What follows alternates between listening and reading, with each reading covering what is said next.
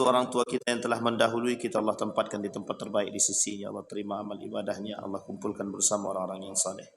Untuk orang tua kita yang masih hidup, Allah sehatkan, Allah kuatkan, Allah limpahkan rezeki, Allah anugerahkan anak yang saleh dan berbakti kepadanya, dan insya-Allah husnul khatimah. Amin ya rabbal alamin. Baik Bapak Ibu sekalian yang berbahagia, di subuh hari ini kita mengkaji satu kitab Imam Az-Zahabi, kitab Al-Kabair. Dalam kitab Al-Kabair ini judulnya aja dah kabair, berarti tandanya artinya dosa-dosa besar. Di dalam dosa-dosa besar ini, pada dosa besar yang ke-31 di dalam kitab Imam Az-Zahabi ada persoalan tentang Al-Qadi As-Su, hakim pengambil keputusan, pengadilan yang su. Su itu dalam bahasa Arab, bahasa Indonesianya buruk perangai. Oleh para ulama, yang dimaksud dengan su di sini adalah yang tak sesuai dengan syariat Islam, yang tidak memberikan keadilan. Itu bagian daripada su, perbuatan yang tidak baik. Di dalam kitab ini, itu masuk dalam kategori dosa besar. Al-Qadi As-Su. Tapi sebelum sampai ke situ, kita mau coba dulu, apa sih sebenarnya peradilan itu? Atau bahasa lainnya kitab peradilan, atau pengadilan, kehakiman. Bagaimana pandangan Islam terhadap persoalan peradilan ini? Apakah Islam punya sistem? Apakah Islam ini mengatur? Apakah Islam ini memang di dalam Islam itu ada peradilan itu atau tidak? Nah, ini yang kemudian kita bahas dulu. Sebelum nanti kita masuk pada persoalan Al-Qadi As-Su. Wa anihkum bainahum bima anzalallah. Ini banyak sekali ayat-ayat tentang perhakiman itu. Pensyariatan peradilan itu di dalam Islam itu banyak sekali Al-Quran yang berbicara tentang itu. Dalilnya itu ada Al-Quran, ada hadis, ada ijma'. Apa kata Allah? Wa anihkum bainahum bima anzalallah. Dan hendaklah kamu memutuskan satu perkara di antara mereka menurut apa yang telah Allah turunkan atau yang diturunkan oleh Allah. Yang diturunkan oleh Allah itu apa? Kitabullah, Sunnatullah, Al-Quran, dan hadis. Apa yang diturunkan oleh Allah? Syariat. Apa itu syariat? Hukum. Apa itu hukum? Rule, regulasi, aturan. Coba bayangkan kalau manusia ini tidak punya aturan, suka-suka hati dia. Itu yang terjadi. Oke, sekarang nih kan, kenapa kok sekarang di banyak manusia suka berbuat suka hati? Ya karena merasa aturan udah punya dia gitu. Atau peraturan itu dia yang buat gitu. Karena peraturan dia yang buat, inilah susahnya kalau aturan itu dari hukum manusia. Regulasi kalau datang dari manusia, manusia bisa aja melanggar kapan dia mau. Tapi kalau aturan dari agama, tak bisa. Siapa yang mau melanggar? Yang melanggar kena hukum Allah. Misal. Kata Tuhan, kata Allah, ada aturan sholat. Kalau kalian tidak sholat, masuk neraka sakar. Nah itu Allah sebutkan dalam Al-Quran. Artinya, sholat atau tidak sholatnya seseorang masuk neraka. Kan begitu. Kalau dia sholat, dia masuk surga. Kalau tak sholat, dia masuk neraka. Artinya secara gamblang, begitu bahasa hukum. Hukum dalam Islam itu, syariat itu dalam Islam adalah bagian daripada hukum. Regulasi, aturan. Kata Al-Quran, jangan minum khamar. Bukan hanya faktor dampak saja. Tapi ada faktor hukuman yang lain yang Allah berikan. Dampaknya begini. Tapi kata Al-Quran, bukan hanya soal itu saja. Azab dari Allah, laknat dari Allah. Gitu. Jadilah suami yang baik. Misal Al-Quran bilang, dalam hukum syariat, dalam syariatnya itu, seorang suami itu harus memberikan haknya kepada istri. Dan itu nafkah. Nafkah itu adalah kewajiban yang harus dipenuhi. Puasa, zakat, itu syariat. Maka ketika Allah berkata persoalan syariat, ketika kita berbicara persoalan hukum gitu, maka ini adalah berkaitan langsung dengan apa yang Allah turunkan. Maka kata Allah, wa anihkum bainahum bima anzalallah. Ambillah satu keputusan dengan apa yang telah Allah turunkan. Nah, apa yang Allah turunkan untuk kita? Taraktu fikum amrain. Aku tinggalkan dua perkara terhadap kalian, kata baginda Nabi, dan kalian tak akan sesat kecuali kalau kalian berpegang teguh dengan intamassaktum bihima, Al-Quran dan Sunnah. Al-Quran dengan hadis. Tapi persoalannya, ada orang-orang yang disesatkan. Dia hafal, dia paham, tapi disesatkan. Ada. Itu kembali kepada personalnya masing-masing dan cara memahami Al-Quran dan hadis tersebut. Kemudian dalil yang kedua dalam surat Sad. Ya Daud, inna ja'alnaka khalifatan fil ardi fahkum bainan nasi bil haq. Kata Allah, Daud, kami jadikan engkau penguasa di muka bumi ini. Ini penguasa, ini khalifah. Karena memang hakim itu juga penguasa. Keputusan mutlak di tangan, tak. Ya tidak mutlak juga sekarang itu. Apakah keputusan hakim itu mutlak? Seharusnya bagi hakim yang takut dengan Allah, dia mutlak itu hukumnya. Tapi kalau hakim tak takut dengan Tuhan, dia susah. Jadi kalau tak takut sama Tuhan, dia susah. Maka kata Allah, ya Daud, inna ja'alnaka khalifatan fil ardi fahkum bainan nasi bil haq. Kita lihat. Maka kata Allah, Daud, kami jadikan engkau penguasa di muka bumi.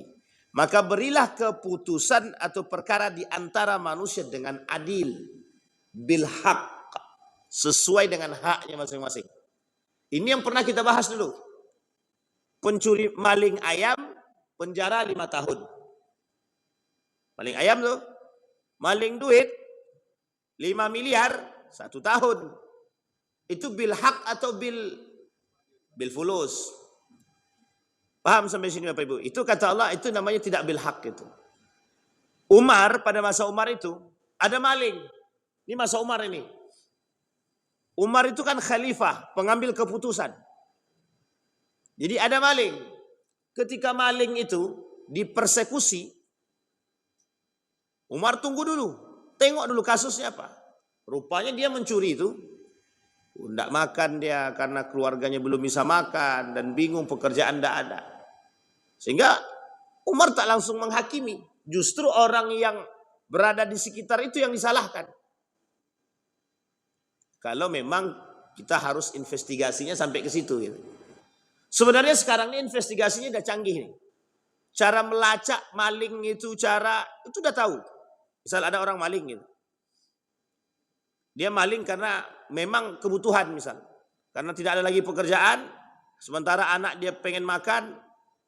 Dan atau ibunya sakit, dia terpaksa mencuri. Terpaksa mencuri. Kalau memang terpaksa ya. Dia ada terpaksa, ada yang memang terbiasa. Nanti kita lihat kan konteks terbiasa dan terpaksa itu. Gitu. Sehingga kalau dia terpaksa, gitu, terkadang kita ngomel sama dia. Padahal itu kalau dikembalikan secara hukum sosial, itu kita kena itu. Kok bisa tetangga kita maling? Gitu. Sementara tetangga kita ini tinggal di samping rumah kita, kita mampu dan dia maling. Ternyata dia tak makan. Gitu. Dia maling hanya karena nggak makan. Itu kita kena itu. Bukan dia yang kena di hadapan Allah itu. Maka Umar bin Khattab begitu dia. Umar bin Khattab cari tahu dulu keadilan di balik itu. Tidak bisa sembarang. Maka hukum potong tangan itu tak bisa langsung. Harus disesuaikan pada keadaan. Apa kondisinya ketika itu. Mengapa dia maling, mengapa dia mencuri. Maka kalimatnya bil haq. Maka putuskan perkara tersebut dengan benar. Maka tidak sembarangan Pak. Sampai Nabi bilang. Jadi seorang pengambil keputusan atau hakim itu, sampai Nabi bilang itu seperti memegang pisau. Seperti sedang memegang pisau yang sangat tajam sekali, kata Nabi. Kenapa demikian? Karena persoalannya di situ memang.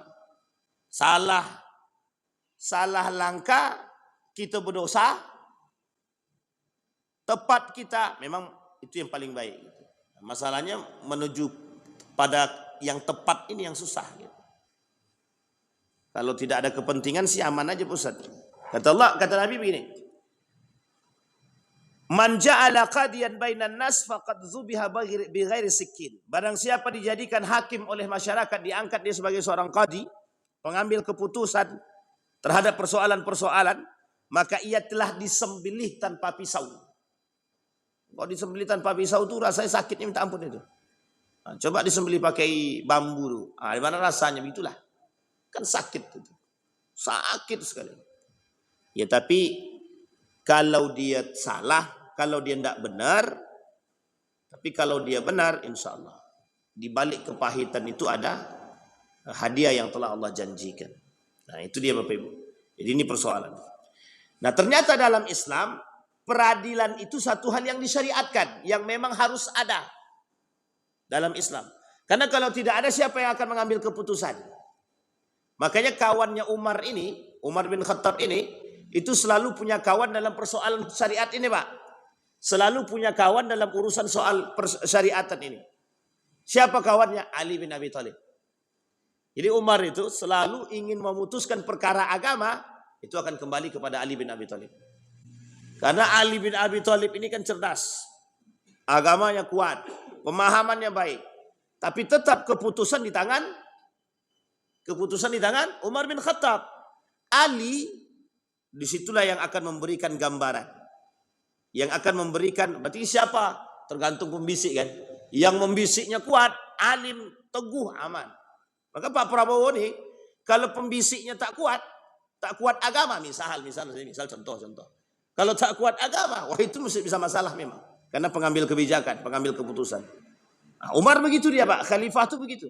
Harus di sampingnya khalifah itu harus ada orang yang mengerti betul dengan agama dan baik. Karena perlu pertimbangan agama yang matang. Nah, kalau tidak itu susah memang. Makanya memang pengambil kebijakan kalau tidak mengerti agama, kalau hakim tak ngerti agama susah dia.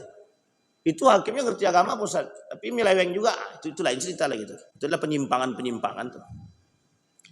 Baik, sekarang pertanyaannya. Apa keutamaan diberikan oleh Allah peradilan? Apa kata Nabi dalam hadisnya? La hasada illa fisnatin. Rajulun ataha Allah malan fasallatu ala halakatihi fil haq. Thumma wa akhar atahu Allah hikmatan fahuwa yaqdi biha wa yu'allimuha. Tidak boleh hasad kecuali pada dua kondisi. Tak boleh dengki kecuali pada dua hal. Seseorang yang diberikan oleh Allah harta, oleh Allah kemudian ia gunakan di jalan yang baik. Yang kedua, orang yang diberikan oleh Allah ilmu, lalu ia memutuskan perkara tersebut dengan ilmu dan iman yang diberikan. Nah, itu pentingnya. Makanya kondisi kalau ilmu doang tanpa iman masalah itu memang. Ada orang cerdas, ya rata-rata hakim itu tak cerdas Pak. Rata-rata hakim itu cerdas Pak. Masalahnya beriman apa tak beriman? Ah, itu yang kemudian menjadi persoalan. Nanti kita lihat Pak. Ada adab menjadi seorang hakim dalam Islam. Ada karakter seorang hakim yang baik dalam Islam. Baik. Sekarang kita lihat kedudukan pentingnya peradilan di dalam Islam itu. Yang tadi man ja'ala qadiyan bainan nas faqad zubiha bisikkin. Posisi kedudukan hakim itu bukan enak dalam Islam ternyata. Tidak enak Pak. Posisi hakim itu dalam Islam itu sangat-sangat tidak enak. Maju salah, mundur salah. Benar salah bagi orang. Benar dia memutuskan hakim, bagi orang itu kan menjadi masalah tuh, bagi orang yang dihakimi. Itu masalah. Sekarang salah dia memberikan, itu salah juga. Masalah juga. Kalau dia salah memberikan keputusan, salah di hadapan Allah. Kalau betul dia memberikan di hadapan Allah, betul di hadapan manusia dia salah. Nah, ini masalah juga. Makanya serba salah kalau bahasa lain itu. Serba salah. Posisi hakim ini memang berat. Peradilan itu memang penting. Kedudukan peradilan dalam Islam itu justru seperti itu kata Nabi. Bahkan uniknya lagi di dalam hadis baginda Nabi yang agak keras sedikit. Kata Nabi al-qudatu thalatha. Al-qudat thalatha. Hakim itu 3. Qadiyani finnar wa qadin fil jannah. Kata Nabi 2 dalam neraka, 1 dalam surga. Nah, sekarang masalahnya ini. Ini bukan yang ngomong bukan saya, yang ini ngomong Nabi langsung. Al-qudatu thalathatun kata Nabi. Qad ithnani fil nar atau qadiyani fil nar atau qadin fil jannah. 2 dalam neraka, 1 dalam surga. Kita rincikan. Rajulun alimal haq faqada bihi fahuwa fil jannah. Seorang hakim yang mengerti persoalan itu dan dia putuskan dengan kebenaran sesuai dengan ilmu dan imannya, maka dia fil jannah, dia dalam surga. Tapi lihat yang duanya. Wa rajulun qada lin-nasi ala jahlin. Seorang qadi, hakim memutuskan satu perkara, tapi pemutusan perkara tersebut dengan kebodohan. Fahuwa finnar, dan dia di neraka. Yang ketiga, wa rajulun jara fil hukmi fahuwa finnar. Ketiga, seorang hakim yang menyimpang dalam memutuskan hukuman. Dalam memutuskan hukuman. Wa huwa finnar, dan dia juga di dalam neraka. Nanti kita lihat kondisi yang 2 tadi ya. Kalau yang pertama dengan ilmu dan iman. Maksudnya bagaimana? Kalau dia punya ilmu, dia akan cari tahu kasus ini sebenar-benarnya seperti apa. Oh, kasus misalkan kasus Roberto Carlos. Roberto Carlos ini cuma disuruh oleh pimpinan dia untuk korupsi. Nah, ini misalkan nih, harusnya kalau Roberto Carlos ini disuruh untuk korupsi, kira-kira yang paling besar dapat hukuman si Roberto Carlos yang korupsi atau yang menyuruh? Kan begitu harusnya gitu. Maka Roberto Carlos ini harusnya dia dampak atau korban dari perbuatan seorang yang lebih zalim lagi. Harusnya Roberto Carlos dapat hukuman, iya, tapi ada yang lebih parah daripada itu, ada yang menyuruh. Nah, uniknya sekarang ini kita takutnya hukum itu sudah terselewengkan, yang kita takutkan. Yang disuruh lebih berat daripada yang menyuruh. Bahkan kadang-kadang bisa jadi yang disuruh ini bukan disuruh tapi dijebak. Itu yang kita nggak tahu. Ini banyak Pak, orang-orang yang dijebak itu banyak. Pokoknya karena sudah, inilah kenapa kita harus berhati-hati. Kawan bisa jadi lawan, lawan bisa jadi kawan. Ini kalau bahasa lainnya itu, kalau bahasanya orang-orang sekarang nih, tidak ada kawan itu yang benar-benar sejati gitu. Ini masalah juga. Kadang baik, awak kan baik, gitu. Rupanya ini jadi kambing hitamnya. Itu bisa juga, masalah juga. Makanya bersaudara itu harus dengan iman. Bersaudara itu sesuai dengan agama. Kalau tidak dengan agama dan iman, awak pun dimakannya. Nah, ini kan bahasa-bahasanya. Kau kukira kau kawan aku, rupanya kau sikat juga istri aku. Nah, itu masalah tuh. Jadi kawan ini kadang-kadang hati-hati. Maka kita ini harus pandai-pandai betul mencari kawan, karena itu masalah bagi kita. Nah, ini kasus-kasus yang sering kita temukan, yang sering-sering terjadi. Pengambilan keputusan yang terkadang tidak sejalan dengan apa yang, atau yang tidak sesuai dengan nalar. Itu kan tak sesuai nalar itu sebenarnya Pak. Mana yang tak sesuai nalar itu? Maling ayam 5 tahun, sementara koruptor yang 5 miliar cuma hanya satu tahun. Itu jelas itu. Tapi Pak Ustadz, itu salahnya bukan begitu. Itu harus paham dulu. Bagaimanapun secara akal kita yang bukan terlalu pintar ini, itu mesti kita paham. Masa maling ayam seekor saja. Kecuali maling ayamnya itu 5 ton. 50.000 atau 500.000 ekor gitu kan masih penting juga. Ini 1 ekor ayam cuma yang dimaling. Sama kasus nenek-nenek dulu. Ada kasus nenek-nenek maling sendal sama maling ayam itu.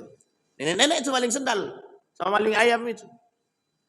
Itu kasusnya 5 tahun, 3 tahun sampai ke atas itu hukum penjaranya. Kadang-kadang memang sampai ada pernyataan di kalangan orang-orang yang mudah-mudahan itu salah gitu. Kuat ke bawah, lemah ke atas gitu. Apa namanya itu? Tumpul.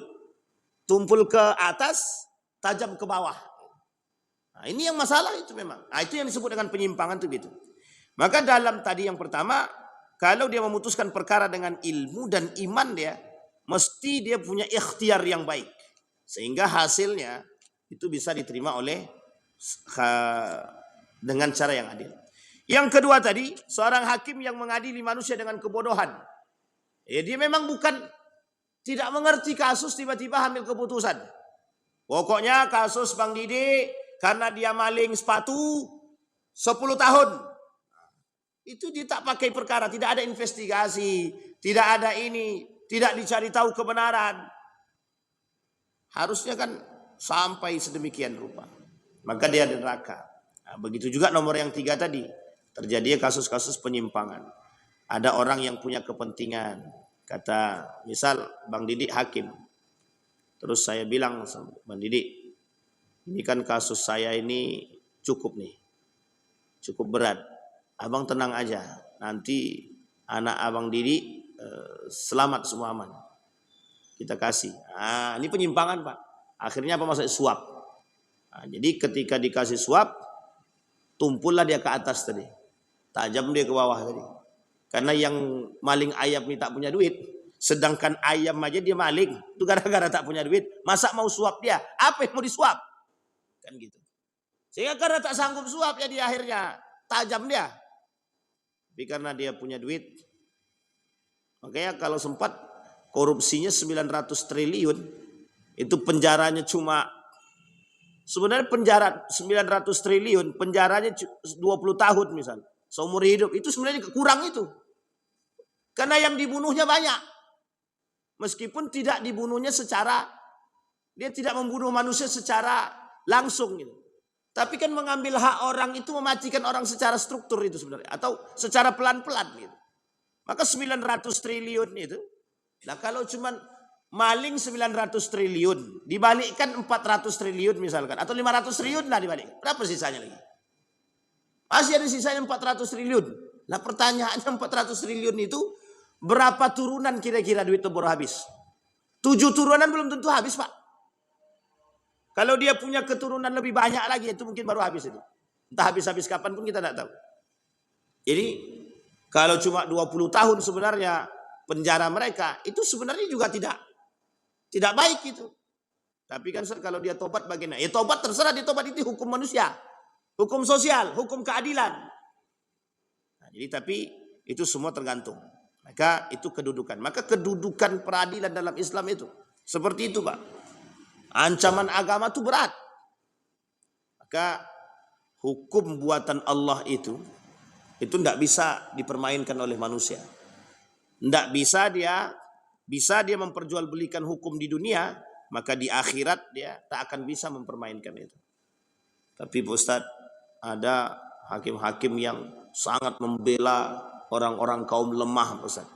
Membela kaum lemah itu baik. Tapi membela kaum lemah harus disesuaikan dengan kasus dan sesuai. Kaum ini lemah, tapi dia salah. Kita benarkan, salah Pak. Tapi kita ringankan, betul Pak.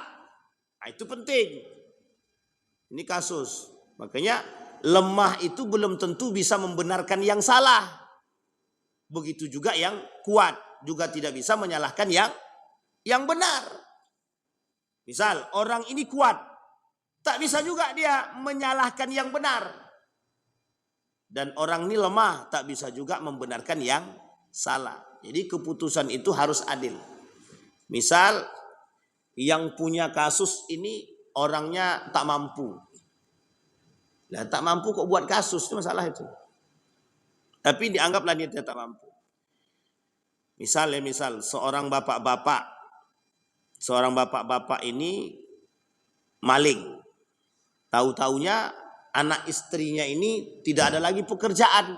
Kalau bapaknya masuk penjara, kira-kira bagaimana kondisi anak ini? Kan dipertimbangkan tuh. Kan dipertimbangkan.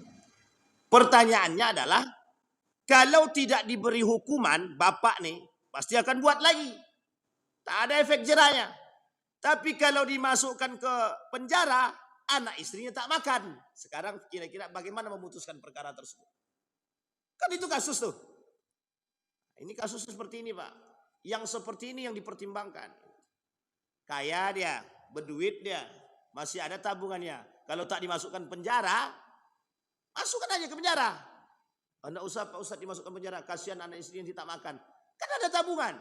Itu yang seleweng itu yang kayak gitu itu. Rupanya tabungan untuk membayar kurungan. Setahun sekian juta. Akhirnya kalau duitnya banyak, habislah Pak. Nah, ini masalah kita sekarang. Jadi kondisi peradilan ini harus disesuaikan. Karena tidak mengambil keputusan itu tidak mudah. Makanya berat jadi hakim itu berat. Jadi peradilan itu berat sangat. Tidak mudah Pak. Kita ambil contoh pengacara ya Pak. Pengacara. Sekarang saya tanya Bapak Ibu. Boleh tidak pengacara itu membenarkan yang salah? Tidak boleh. Dan boleh tidak menyalahkan yang benar? Tak boleh juga. Maka apa yang harus dilakukan? Setiap manusia ini, kata dalam undang-undang kita ini, setiap orang di antara kita ini berhak punya pendamping. Berarti pengacara kan? Kasus, kalau dia terlibat kasus. Pertanyaannya adalah, ada pertanyaannya. Misal, orang itu betul-betul salah. Bagaimana cara pengacara itu mendampingi kasus itu?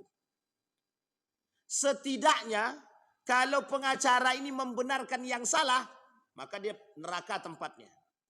Tapi kalau dia mencari keringanan hukuman atas kasus yang diterima, yang dibuat, dia mencari keadilan. Misal kasusnya itu hanya maling ayam, tapi kok dihukumnya 5 tahun. Ini pengacara ini mendampingi melalui berbagai macam pertimbangan yang diajukan. Sehingga dapatlah keringanan dari 5 tahun jadi 7 tahun. Itu tidak ringan saat, makin parah itu.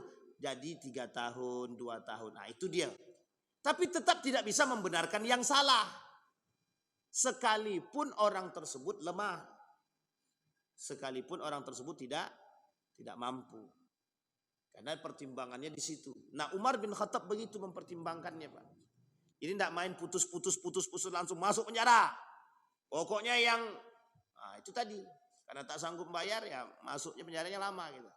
Tapi karena dia sanggup bayar bisa bayarnya penjaranya sebentar. Nah, ini yang menjadi kasus kita itu penyimpangan. Apa hukum meminta jabatan sebagai seorang hakim? Haram kata Islam. Ada enggak begitu sekarang? Ada tak Bapak Ibu? Enggak ada yang berani. Ya Abdurrahman, la tas'alil imarah. Fa innaka in a'taitaha an mas'alatin wukilta ilaiha wa in a'taitaha an ghairi mas'alatin wa'inta 'alaiha. Wahai Abdurrahman, janganlah engkau meminta jabatan. Sesungguhnya apabila engkau diberikan karena meminta, maka ia akan diserahkan sepenuhnya kepadamu. Namun apabila engkau diberikan tanpa meminta, maka engkau akan dibantu dalam mengembannya. Ini persoalan-persoalan pemintaan jabatan ini tidak hanya dalam soal hakim, tapi di mana-mana.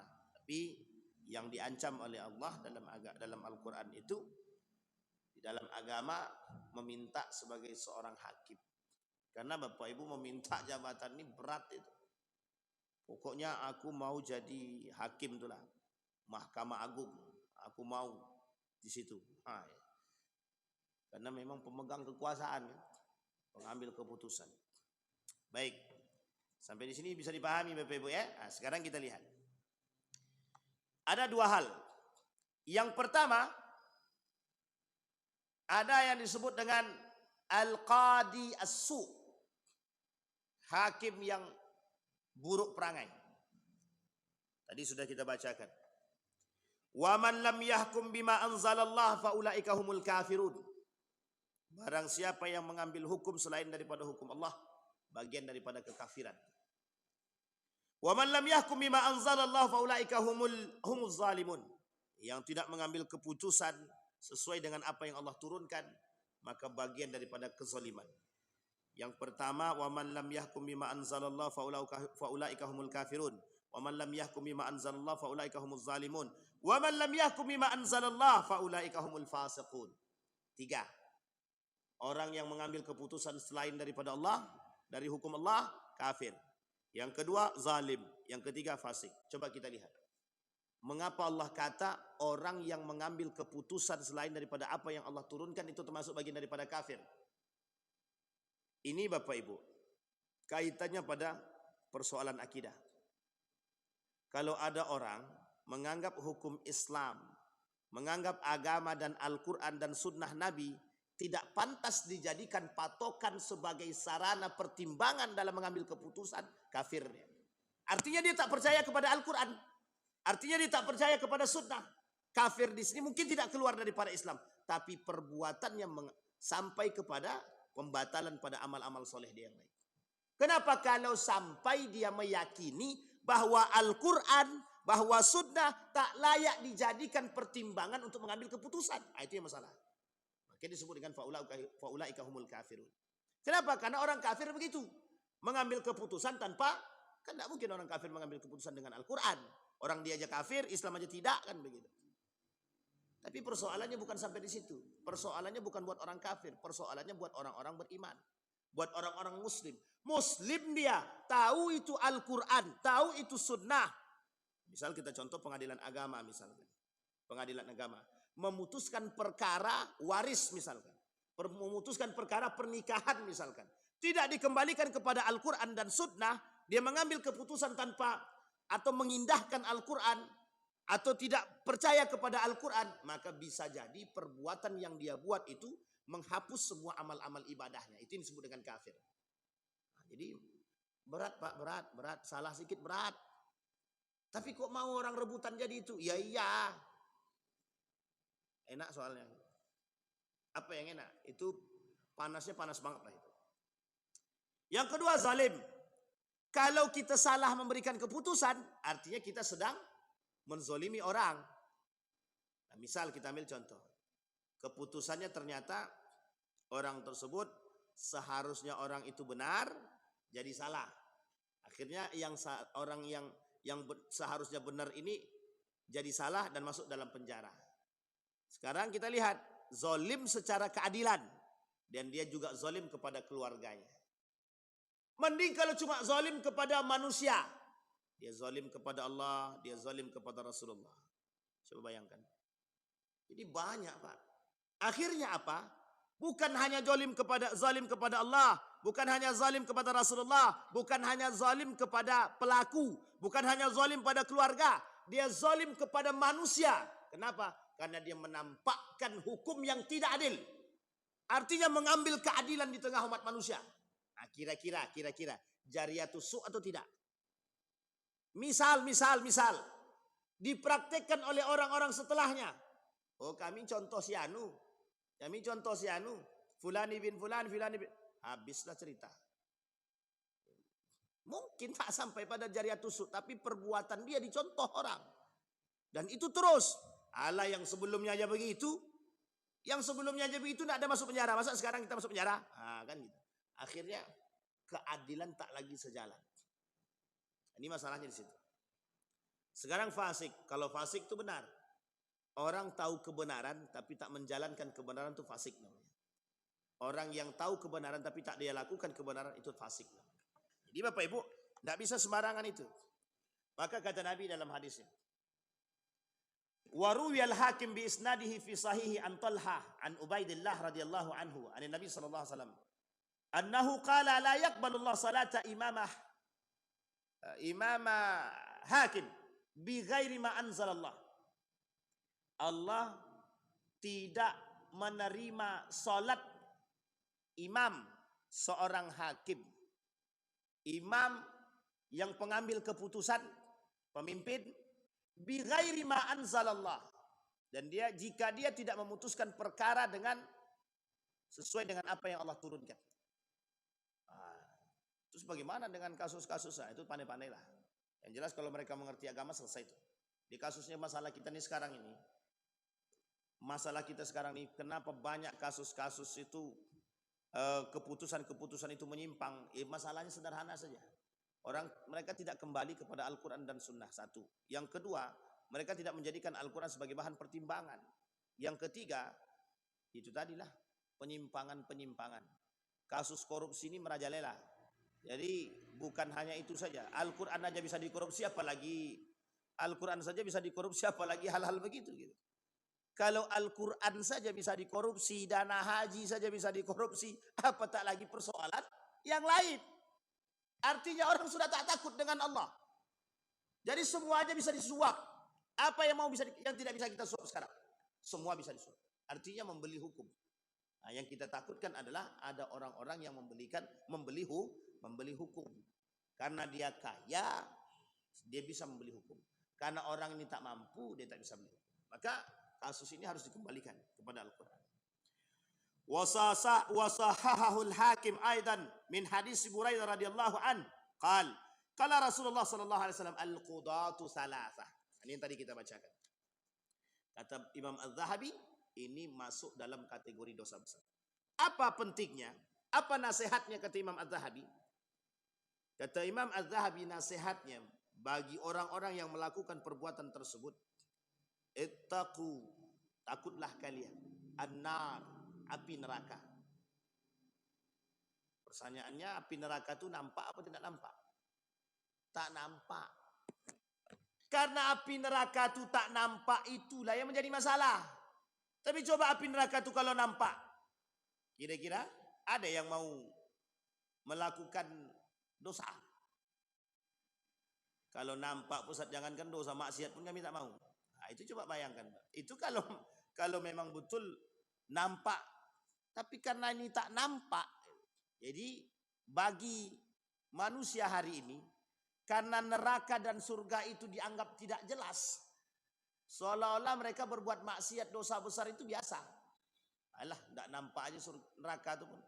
Paling nanti setelah kami, penting setelah kami korupsi kan kami tinggal tobat. Jadi seolah-olah begitu saja dia dianggap mudah. Nah, baik, sekarang kita lihat. Ada kriteria, itu tadi al-qadhi as-su. Qadhi as-su itu adalah seorang hakim yang tidak mengambil keputusan sesuai dengan agama, sesuai dengan Al-Quran dan Sunnah, atau tidak merujuk atau tidak mengambil pertimbangan dari Al-Quran dan Sunnah atau daripada para ulama. Yang kedua, al-qadhi as-su memutuskan peradilan atau memutuskan satu perkara tanpa keadilan, tanpa dengan kebenaran, tidak melakukan investigasi, tidak mencari tahu terlebih dahulu, tiba-tiba main putuskan.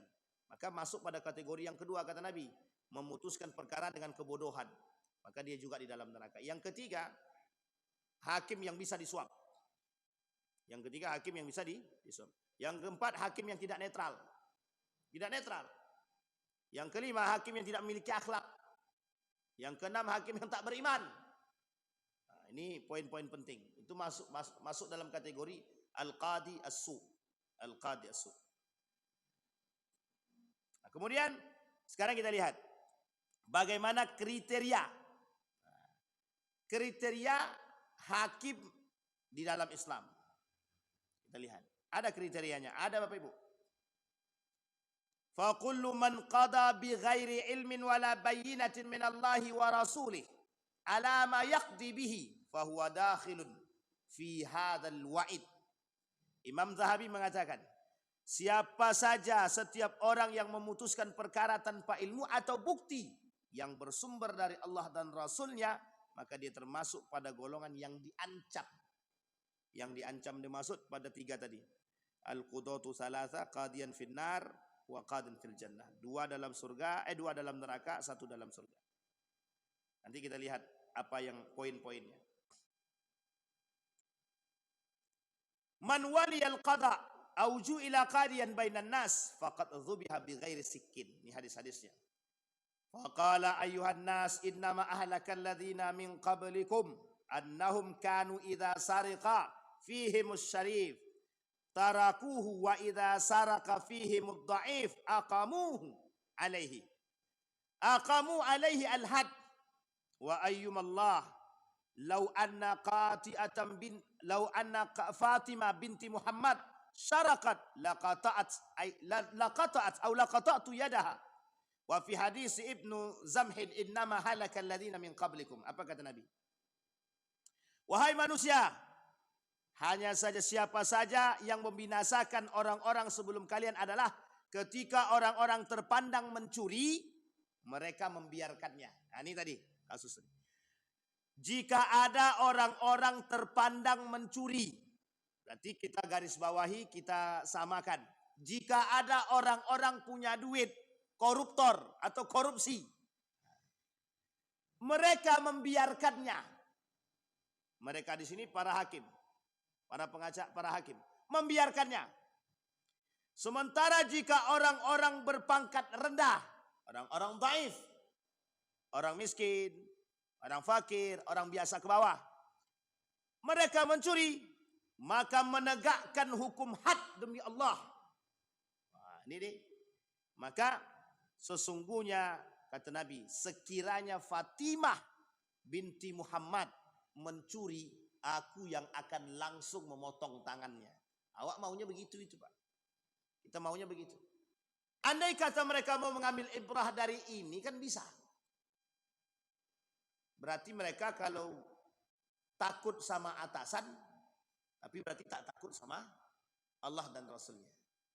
Maka Bapak Ibu, nasihat buat kita semua dan para pemangku kebijakan dan pengambil keputusan, baik hakim, pengacara, siapapun, dalam memutuskan perkara takutlah dengan Allah, takutlah dengan Allah. Kriteria pertama. Jadi kriteria pertama seorang hakim itu harus takut dengan Allah. Nah, jadi Bapak Ibu, ini kenapa ini masuk dalam kriteria pertama? Lah kalau hakimnya tak takut dengan Allah, apalagi manusia. Jadi kalau sudah tak takut dengan Allah, yang paling kuasa di dunia ini, yang paling kuasa, sama yang paling kuasa saja dia tak takut, yang pemilik alam jagat raya ini dia tak takut, apalagi sama manusia. Jadi memutuskan. Yang kedua, tidak memutuskan perkara sesuai dengan pada kepentingan. Ini seorang hakim harus adil. Adil, tidak menyesuaikan pada kepentingan. Nah, karena dia punya kepentingan dalam urusan duit, akhirnya, misal gini, misal saya hakim yang berkasus, jangan saya lah, Bang Didi hakim. Nah, misal adik dia kasus, ini karena adikku, udahlah, karena aku hakim, untuk adikku kasusnya ditutup, tok tok tok. Padahal kasus nih, tapi ditutup. Kan ada kepentingan situ. Apa kepentingan? Kepentingan keluarga. Kalau dia tidak putuskan, maknya marah-marah. Kalau diputuskan, kalau diputuskan maknya marah-marah. Kalau tidak diputuskan rakyat marah-marah. Kan bingung tuh jadi hakim tuh. Apalagi ketika memutuskan perkara adik sendiri, keluarga sendiri. Keluarga, adik beradik, bukannya membantu, malah menyiksa. Nabi saja anaknya kalau mencuri, dia yang potong tangan langsung. Nah sekarang saya tanya Bapak Ibu, berapa banyak orang tua yang berani seperti Nabi? Kalau sempat anakku, nah kalau zaman dulu kan begitu. Kata gurunya, dipukul gurunya, menangis anak ini, balik ke rumah. Pak. Kenapa kau dipukul sama guru? Kata orang tua tadi. Kami tadi mengganggu anak si Anu, dipukul saya sama guru sampai sakit. Sampai rumah bukan dibela guru, bukan dibela kita, dipukul balik. Kalau orang tua sekarang tidak, mana guru tuh? Ini kasus guru Madin. Kasus guru Madin nih. Ini biar ya mungkin terlambat tidaklah, tapi sedang berjalan juga kan. Kasus guru Madin. Makanya Bapak Ibu hati-hati sekarang nih. Orang tua, anaknya yang salah, orang tua yang datang ke sekolah. Sudah anaknya yang salah, orang tua datang ke sekolah, nuntut pula lagi. Karena dia banyak duit, menang dia. Sampai sini paham Bapak? Kira-kira bobrok atau hancur itu? Dua-duanya. Jangan setengah-setengah. Berarti rusaknya sudah semua lini. Ya begitulah. Sampai sini paham ya Bapak? Kalau zaman dulu kami tak. Apa yang kau buat? Kenapa kau dipukul guru? Tadi gini. Ditambah Pak di rumah itu ditambah. Bukan dinasihati, ditambah. Kalau sekarang enggak. Mana guru tuh? Langsung laporkan. Laporannya adalah kasusnya penganiayaan. Cuma dicubit penganiayaan. Nah, ini kasus-kasus sekarang. Cuma dicubit penganiayaan. Nah, kasus guru Madin dituntut 25 juta sampai harus jual Pak, Bu, saya kasih tahu.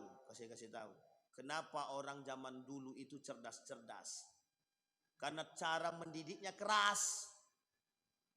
Coba sekarang hasil didikan yang lembut itu. Saya mau lihat mana hasil pendidikan yang baik, yang lembut itu. Kita tengok Pak, manja.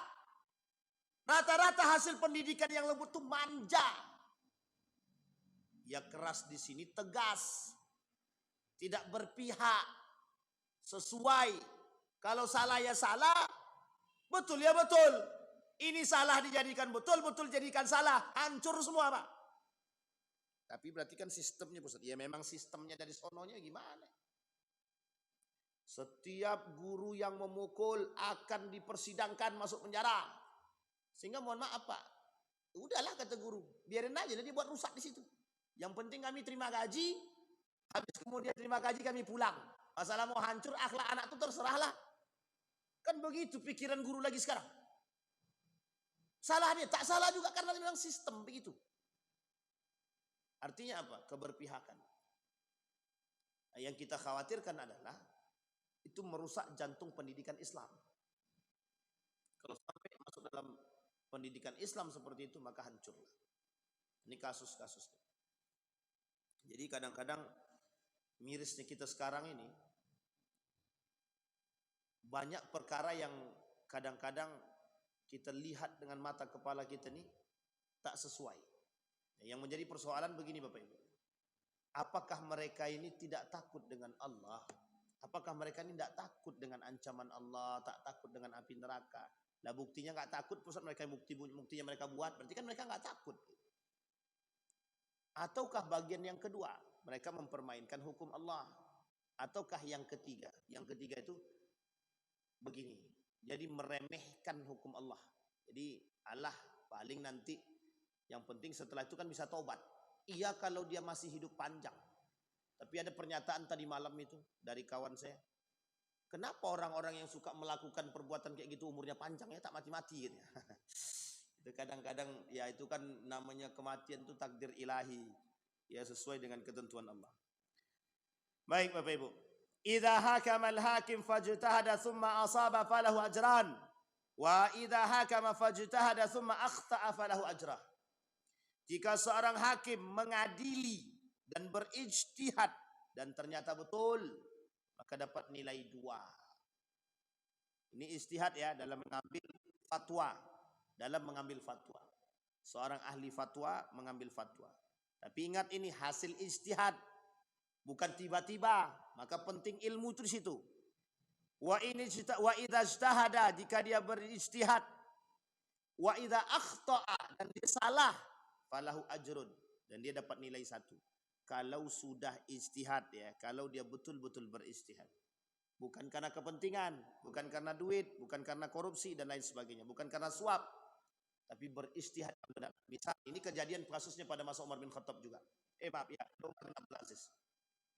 Jadi Bapak Ibu ada dulu satu kasus, ternyata kasus pengambilan keputusan ini tidak tepat.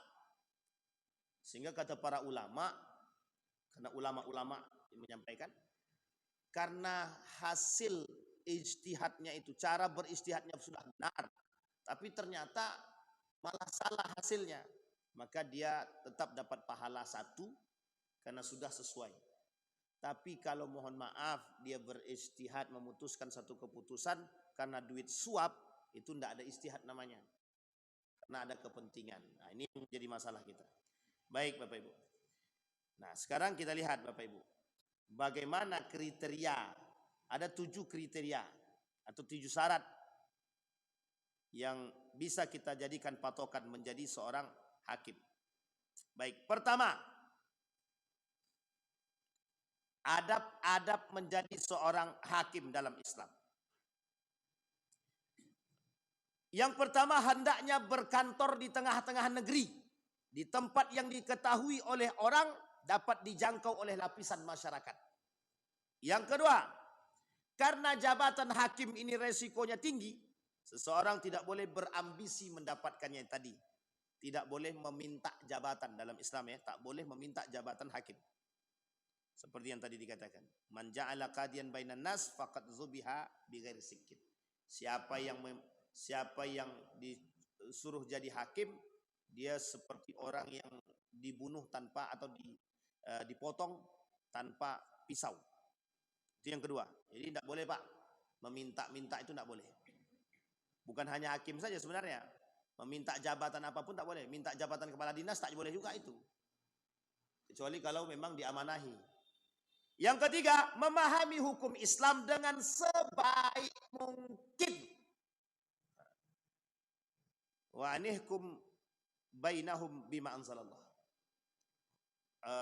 Ambillah keputusan sesuai dengan apa yang Allah turunkan. Berarti kan harus paham dulu Al-Quran dan Sunnah. Harus paham betul Al-Quran dan Sunnah. Harus paham betul kondisi. Karena begini Pak, di dalam hukum Islam itu ada banyak hal. Ada mudarat, ada mafsadat, ada maslahat. Jadi ada mafsadatnya, ada maslahatnya. Ini yang menjadi tolak ukur penting dalam pengambilan keputusan dalam Islam. Jadi pengambilan kebijakan, pengambilan keputusan harus disandarkan pada dua hal ini. Ada mafsadat, ada maslahat. Kalau kita tiba-tiba tidak ada mafsad, tidak meninjau mafsadatnya, tidak meninjau maslahatnya, itu tidak sesuai Pak. Di dalam hukum Islam itu ada koridornya Pak, yang disebut dengan maqasidus syariah. Maqasidus syariah itu apa? Tujuan daripada syariat itu. Ada hifzuddin, ada hifzun nasal, menjaga agama, menjaga keturunan, menjaga akal, menjaga harta, menjaga jiwa. Itu tujuan agama, tujuan syariat. Kenapa Umar bin Khattab tengok dulu siapa yang maling nih? Ternyata maling ini memang betul-betul maling hanya karena pengen makan untuk anak dan istrinya. Kalau seandainya dia tidak mencuri, orang lain tak ada yang mau memberi. Kira-kira akhirnya apa? Meninggal Pak. Artinya yang ditinjau oleh Umar di situ adalah hifzun naslnya, hifzun nafasnya, menjaga jiwanya, menjaga keturunannya, dan bagian daripada menjaga agama. Coba bayangkan. Jadi agama ini tidak sembarangan Pak. Islam ini tidak sembarangan. Maka kita katakan jangan kotori hukum-hukum agama yang baik-baik ini dengan kepentingan pribadi yang zalim. Masalah itu Pak. Jangan coreng keadilan. Pak, di dalam hukum, di dalam Islam, ini kita ambil contoh kasus ya Pak, contoh kasus. Pada kasus perjanjian Hudaibiyah, pada kasus piagam Madinah, kita lihat dalam kasus piagam Madinah. Nabi sampai bilang begini, kalau ada yang mencelakai orang kafir ini, dan mereka kafirnya kafir zimmi, yang berada dalam tanggunganku, kata Nabi, tanggungan kita, kalau ada orang yang mencelakai orang kafir, yang berada dalam tanggungan kita, berarti dia telah mencelakaiku. Bayangkan, bukan hanya Islam saja yang dijaga di situ. Bukan hanya Islam saja Pak. Orang kafir pun dijaga. Kenapa? Sosial kemanusiaan. Islam itu rahmatan lil alamin. Dia baik untuk semua. Jadi membela keadilan itu harus lihat-lihat dulu Ustaz, agamanya. Kalau dia Kristen kita tak usah bela lah Ustaz. Itu kan bukan agama kita. Itu jangan hati-hati Pak. Hati-hati betul.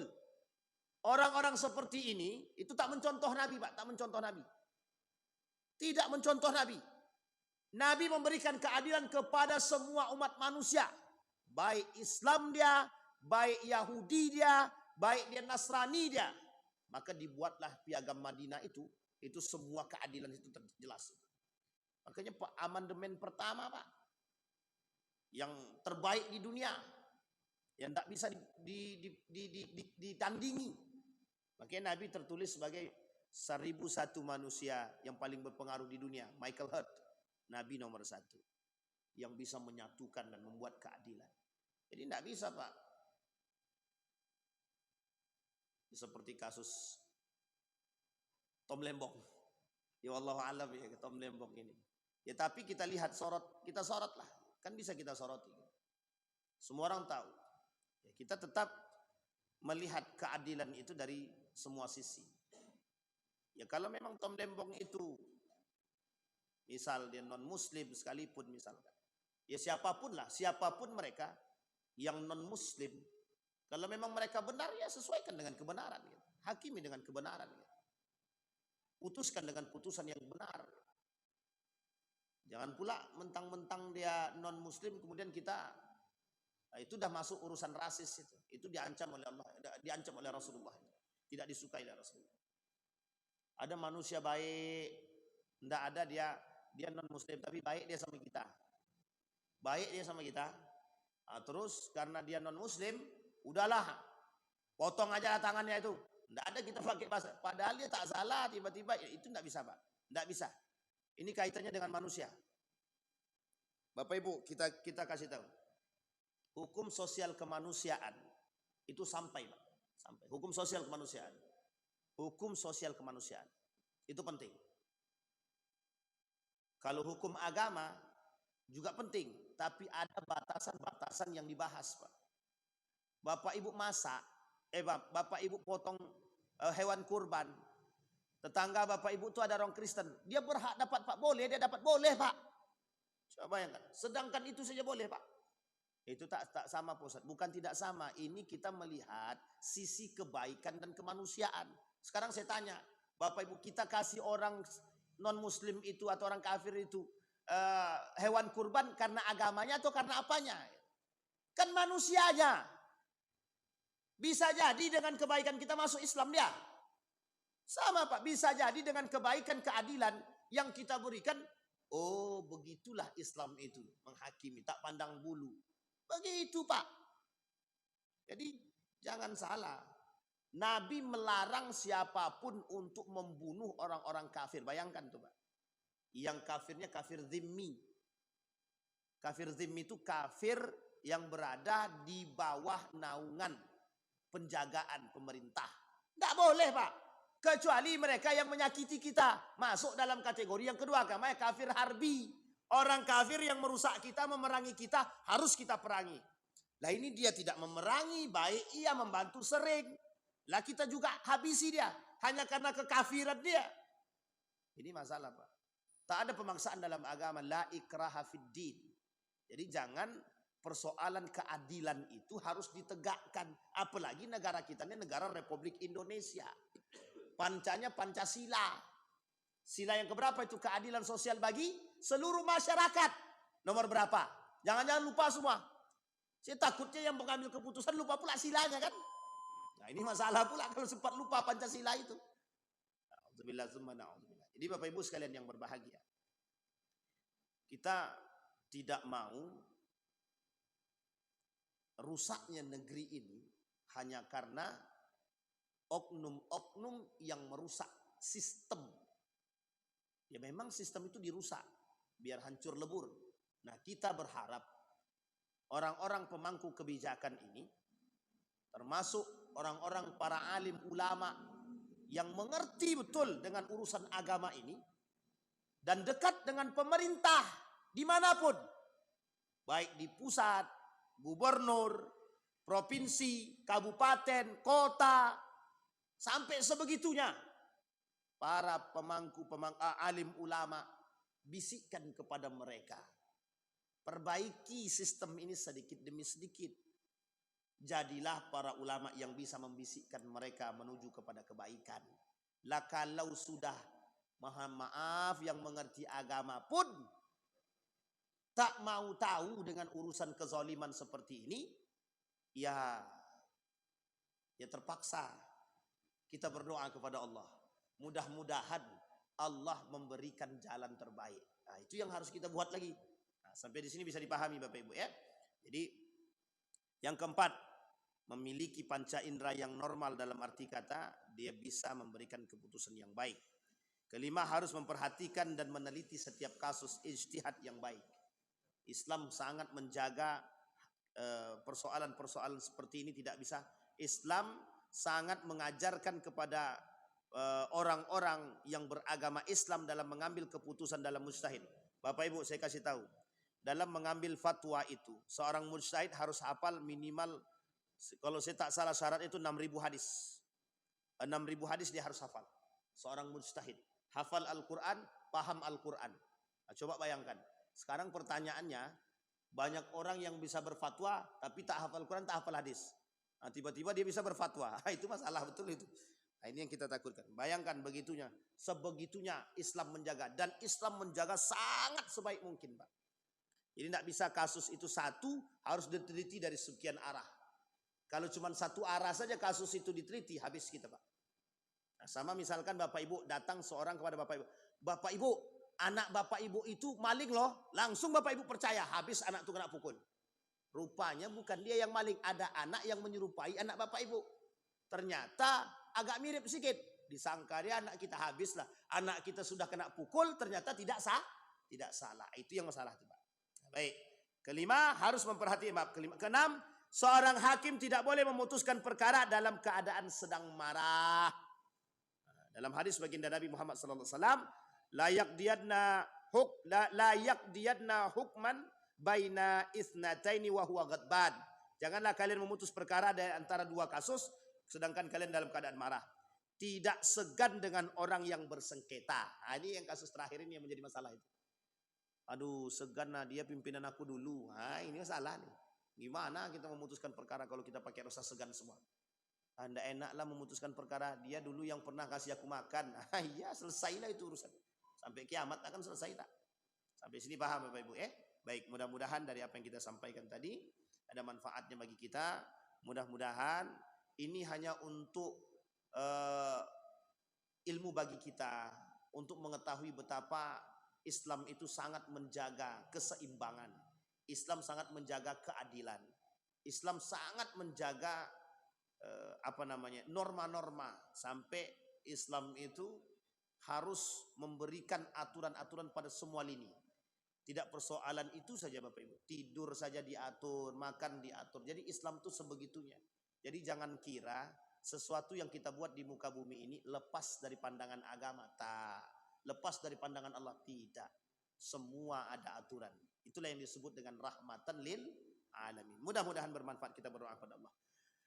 A'udzu billahi minasyaitonir rajim. Bismillahirrahmanirrahim. Alhamdulillahi rabbil alamin. Hamdash syakirin, hamdan na'imin, hamdan yuwafi ni'amahu wa yukafi'u mazidah. Ya rabbana lakal hamdu kama yanbaghi li jalali wajhikal karim wa 'azimi sultanik. Allahumma faqihna fid din wa alimna ta'wil. Allahumma shalli ala Muhammad wa ala ali Muhammad. Allahumma ighfir lana dhunubana wa dhunuba walidina warhamhuma kama rabbayana shighara.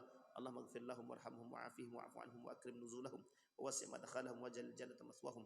Allahumma jannibna min munkaratil akhlaq wa sayyiatil khuluq. Allahumma ahlikil kafaratul mubtadi'atul musyrikin a'da'aka a'da'ad-din. Allahumma khtimna bis salihin. Allahumma khtimna bis salihin. Allahumma khtimna bis salihin. Rabbana hab lana min azwajina wa dhurriyyatina qurrata a'yun waj'alna lil muttaqina imama. Allahumma jannibna mimman yu'dhina. Allahumma jannibna mimman yu'dhina. Allahumma inna na'udzubika mimman yu'dhina. Allahumma inna na'udzubika mimman yu'dhina. Rabbana zalamna anfusana wa illam taghfir lana wa tarhamna lanakunanna minal khasirin. Rabbana atina fid dunya hasanah fil akhirati hasanah wa qina azabannar. Walhamdulillahirabbil alamin. Assalamualaikum warahmatullahi wabarakatuh.